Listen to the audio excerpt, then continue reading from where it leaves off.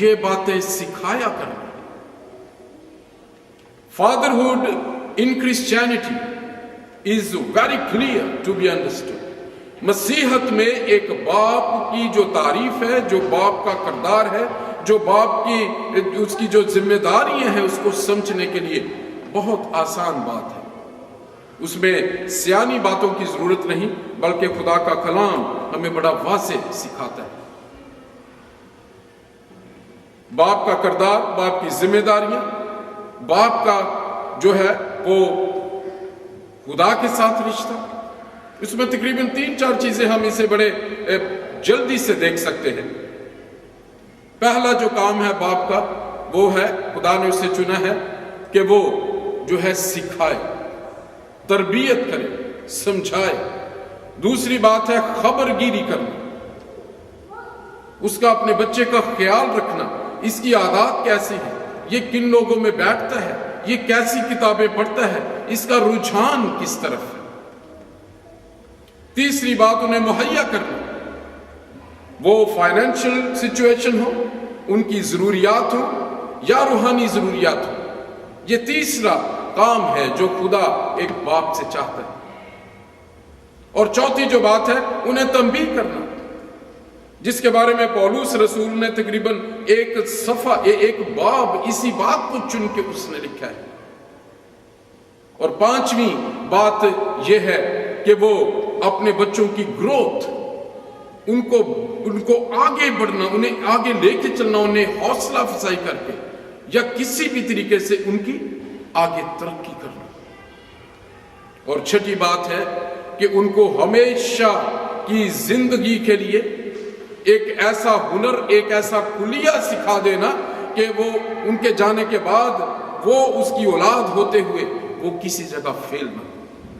یہ 6 باتیں ہیں جو خدا کے کلام میں ہمیں مختلف طریقے سے پیدائش سے لے کے جو مکاشفہ تک نظر آتی ہیں.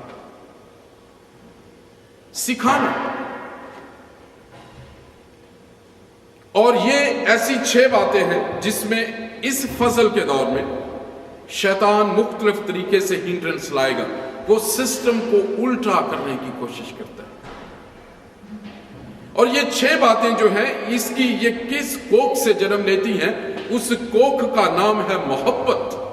خدا نے دنیا سے ایسی محبت کی کہ اس نے اپنا اکلوتا بیٹا بخش دیا. پولس جس کی بات کر رہے ہیں، تنبیہ کرنے کی، سکھانے کی، اور اس نے کہا کہ کون سا باپ ہے جو اپنے بیٹے کو سکھاتا نہیں؟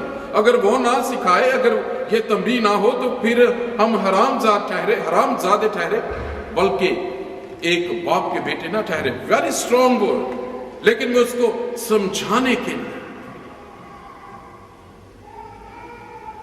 باپ کا دل، جب ہم ٹریننگز کرتے ہیں فادرہوڈ کی، پاسبانی کی، آج کل تو خداوند رحم کرے، بہت اسی لیے شیطان بہت کامیاب ہے کہ اس ایسے ہیڈز کو چن لیتا ہے کہ وہ سمجھتا ہے ٹھیک ہے جی، یہ لوگ کس طرح، میرے بچے کس طرح خوش ہیں، ٹھیک ہے جی، ہم اسی طرح ذرا ٹائم ہی اچھا گزر جائے گا. لیکن اس کا نقصان کیا ہے؟ ہارون کی طرح، موسیٰ کے ساتھ میں اکثر اس کا ذکر کرتا ہوں، اتنے لاکھوں لوگ مروا دیے غیر معبود بنا کر. اور موسیٰ نے آ کر اس جو تختی کو لے کے ان کی انٹرسیشن کی کہ خدا نے معاف کر، ان کا نام تو کتاب حیات میں سے نہ کاٹ. محبت ایک ایسا جذبہ ہے، آپ جس سے بھی کریں، کسی بھی رشتے میں دیکھ لیں، آپ شوہر ہو، بیوی ہو، بیٹا ہو، بیٹی ہو، میاں ہو، بیوی ہو، دوست ہو، محبت کا جو ایک معیار ہے، جو اس کا جو منزل ہے، وہ یہ ہے دوسرے کی بہتری کرنا، دوسرے کو بچانا، اس کو سنبھالنا، اور اس کو اچھی منزل مقصود دلانا. یہ محبت کی خوبی ہے. کرنتھیوں میں اسی لیے پولس رسول کہتے ہیں کہ پس ایمان، امید، محبت تینوں دائمی ہے، لیکن افضل ان میں محبت ہے. کیونکہ محبت سب کچھ سہ لیتی ہے، سب کی چیزوں کا یقین کرتی ہے، وہ برائی سے خوش نہیں ہوتی. باپ کا جو سب سے بڑی خداوند کی جو ذمہ داری ہے، ایک زمینی باپ، ہمارا جو ایک ہی باپ ہے खुदा यीशु मसीह ने जब दुआ सिखाई कि जब तुम दुआ करो तो ऐसे दुआ किया करना, ऐ हमारे बाप। क्योंकि जब लोगों को औलाद को पता ही नहीं कि उनका बाप कौन है, उनकी माँ कौन है, who is in charge, who has got the responsibility, हमारा वो बाप है। फिर जमीनी बाप होते हुए हमारा अपने एक बाप का अपनी औलाद के लिए क्या काम है कि उस बाप से उसे इंट्रोड्यूस कराए, जो आसमानी बाप है, जिसके पास हमें जाना है। ये 6 चीजों में जिसकी मैंने लिस्ट आपको दी है, इस पे मैं सबको मैं डिटेल से टच करने की जरूरत नहीं, क्योंकि आप इस बात को बड़ी अच्छी तरह समझते हैं। लेकिन मौजूदा दौर में, फजल के दौर में एक मसीही बाप के लिए एक बहुत बड़ा चैलेंज है। शैतान ने इसमें इस तरह इसे गलत मलत कर दिया है, इस तरह इसमें मिलावट कर दी है कि बाप अपनी जिम्मेदारी को भूलकर, आजकल बच्चे, इस जमाने में बच्चे लीड करते हैं पेरेंट्स को। एंड डेविल्स बिगेस्ट जो हथियार है, जो शैतान का सबसे बड़ा हथियार है, वो फैमिली यूनिट के सिस्टम को उलट कर रहा है। खुदा के ने जो कुछ आदम को कहा, शैतान ने फैमिली यूनिट के उसी को जिसको बनाया था खुदा ने कि मददगार होगा आदम का, उसको उसने पकड़ा। क्योंकि आदम तो पहले ही इस बात को कह चुका था अपने मुंह से कि बस आदमी अपने माँ बाप को छोड़ेगा और अपनी बीवी से मिला रहेगा। ही सरेंडर्ड ऑल। खुदा ने ये नहीं कहा। देखिए, अगर आप निकालना चाहते हैं पैदाइश उसका 2 बाब देखें, and he depended completely on his helper.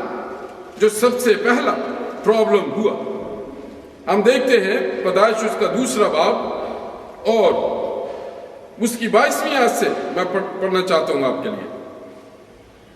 और खुदा उस पसली से जो उसने आदम में से निकाली थी, एक औरत बनाकर उसे आदम के पास लाया। और आदम ने कहा, खुदा औरत को आदम के पास लाया। और लेट्स कॉन्सेंट्रेट, उसकी फर्स्ट स्टेटमेंट क्या है आदम की। और आदम ने कहा, इमीडिएटली कहा, आदम ने कहा कि अब ये तो अब मेरी हड्डियों में से हड्डी और मेरे गोश्त में से गोश्त है, इसलिए वो नारी कहलाएगी, क्योंकि वो नर से निकाली गई। पहली बात। दूसरी बात, इस वास्ते मर्द अपने माँ बाप को छोड़ेगा और अपनी बीवी से मिला रहेगा और वो एक तन होंगे। और 5वीं से अगली बात हम देखते हैं, और आदम और उसकी बीवी दोनों नंगे थे और शर्माते ना थे। Adam decided already. अब शैतान इस बात को जानता था, ये बिल्कुल राय गया था। उसने कहा कि leave him, now I am going to get the help. मैं गर्दन को पकड़ लूंगा क्योंकि सर उसके ऊपर लगा हुआ। So devil always come and he changes. वो खुदा के काम को, उसके कलाम को, उसके हुक्मों को आके बदल देगा। और ये चैलेंज है एक मसीही बाप के लिए इस फजल के दौर में कि वो खुदा के कलाम में अपने बच्चों को रूट कराए, उनकी खबरगिरी करे, उनके लिए आंसू बहाए, उनके लिए इंटरसेशन करे छुप के। खुदावंद, तू मेरा बाप है, तू मेरी मदद कर, मुझे विज़डम दे दे कि मैं इस नस्ल को जो तेरे लिए है, असल में वो तेरे बच्चे हैं, मैं उनको तैयार कर सकूं। तू मुझे विज़डम दे, तू मेरे बच्चे की इस कमजोरी को दूर कर दे। पौलुस रसूल बड़ा कहते हैं कि मुझे तुम्हारे लिए जनने जैसे दर्द लगे हुए हैं, आबरू आहें भर भर कर तुम्हारी शिफात करता है। मुझे जब खुदावंद ने चुना एक बहुत ज्यादा मजहबी बैकग्राउंड से, और खुदावंद ने जब मुझ पर रहम करके मेरे जहन को खोला, मुझे रूहानी बातें दिखाई। और पहली कन्वेंशन में मैं गया और बदरूहें निकल रही थी, और कुछ बदरूहें जब मैं रूहानी रैम में देखा कि वो लोग जिन्होंने खुदावंद के कलाम को नहीं सुना, जिनके माँ बाप ने कभी उन्हें